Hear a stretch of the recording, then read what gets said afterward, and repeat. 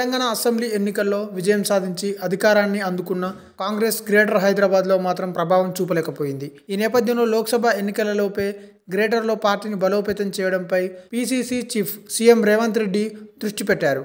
గ్రేటర్లో బలమైన నేతలని కాంగ్రెస్ గూటికి చేర్చే ప్రయత్నం చేస్తున్నారు.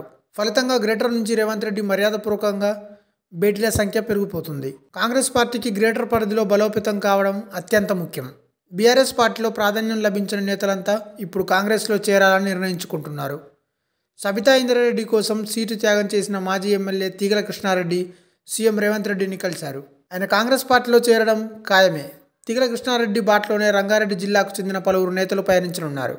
పట్నం మహేందర్ రెడ్డి, ఆయన భార్య, వికారాబాద్ జిల్లా పరిషత్ చైర్పర్సన్ పట్నం సునీత మహేందర్ రెడ్డి, తీగల కృష్ణారెడ్డి కోడలు రంగారెడ్డి జడ్పీ చైర్పర్సన్ అనితారెడ్డితో పాటు పలువురు కీలక నాయకులు కాంగ్రెస్లో చేరేందుకు సిద్ధమైనట్టుగా తెలుస్తుంది. 2023 ఎన్నికల ముందు కాంగ్రెస్ పార్టీలో చేరేందుకు మహేందర్ రెడ్డి సిద్ధమయ్యారని తెలుసుకున్న కేసీఆర్ హుటాహుటిన ఆయనకు మంత్రి పదవిని కట్టబెట్టారు. అయితే ఇప్పుడు లోక్సభ ఎన్నికల్లో పట్నం మహేందర్ రెడ్డి చేవెళ్ల నుంచి కాంగ్రెస్ టికెట్ ఆశిస్తున్నట్టు తెలుస్తుంది. అలాగే పటాన్చెరు ఎమ్మెల్యే మహిపాల్ రెడ్డి సీఎంను కలిసిన అంశంపై భిన్నంగా స్పందించారు. తాను 100 సార్లు కలుస్తానని చెప్పారు. తనను టార్గెట్ చేయవద్దని, ఎప్పుడు కావాలంటే అప్పుడు కాంగ్రెస్ పార్టీలో చేరుతానని ఆయన సంకేతాలు పంపినట్లు అయింది. తాజాగా రాజేంద్రనగర్ ఎమ్మెల్యే కూడా సీఎం రేవంత్ రెడ్డిని మర్యాదపూర్వకంగా కలిశారు. ఈ మర్యాదపూర్వక భేటీల వెనుక ఉన్నది పూర్తిగా రాజకీయమేనని ప్రత్యేకంగా చెప్పాల్సిన పని లేదు. త్వరలో మరికొంతమంది ఎమ్మెల్యేలు కూడా రేవంత్ రెడ్డితో తన నియోజకవర్గాల్లో సమస్యల పరిష్కారం కోసం సమావేశం కానున్నారు. వీరిలో ఎక్కువ మంది గ్రేటర్ పరిధిలోని ఎమ్మెల్యేలు ఉండనున్నారు.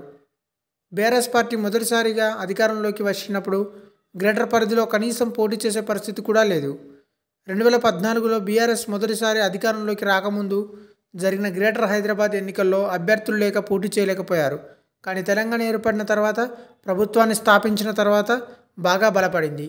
ఇప్పుడు కాంగ్రెస్ కూడా అలానే గ్రేటర్లో పూర్వవైభవం సాధించేలా అడుగులు వేస్తుంది. ఈ వీడియో మీకు నచ్చినట్టయితే లైక్ చేయండి, షేర్ చేయండి, కామెంట్ చేయండి, సబ్స్క్రైబ్ చేయండి.